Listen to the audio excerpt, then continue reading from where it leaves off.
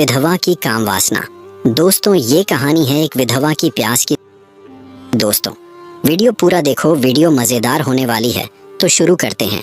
संध्या के गहराते अंधेरे में, जब पूरा गांव धीरे धीरे नींद की आगोश में समा रहा था, तब उस पुराने हवेली के अंदर एक और कहानी करवट ले रही थी। वह हवेली जो कभी रौनकों से भरी रहती थी, अब एक सन्नाटे की गवाह थी। उस हवेली में अकेली रहती थी सुहानी, एक युवा विधवा जिसकी उम्र मुश्किल से 30 के आसपास रही होगी। सुहानी का पति अभय एक दुर्घटना में गुजर चुका था। शादी को बस 4 साल ही हुए थे कि वह अकेली रह गई। समाज ने उस पर एक गहरी चुप्पी ओढ़ा दी थी, लेकिन उसकी इच्छाएं, वे मरी नहीं थीं। रात का दूसरा पहर था। गर्मी की उमस भरी रात में सुहानी अपने कमरे में करवटें बदल रही थी। पसीने से भीगा उसका बदन उसकी दबी इच्छाओं की गवाही दे रहा था। उसने अपनी आंखें बंद की, लेकिन भीतर एक बेचैनी थी।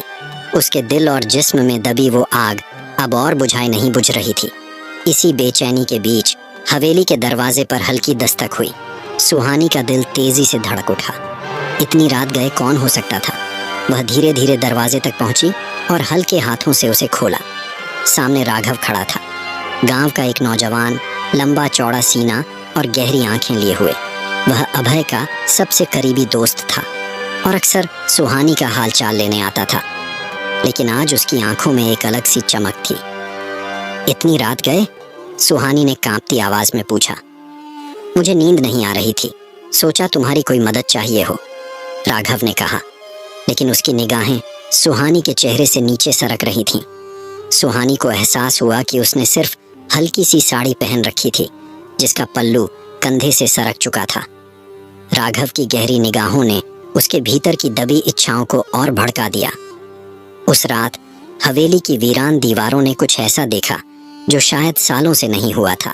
सांसों की गर्माहट, शरीरों की झुंबिश और 2 इच्छाओं का मिलन। सुहानी अब अकेली नहीं थी और उसकी इच्छाएं भी नहीं।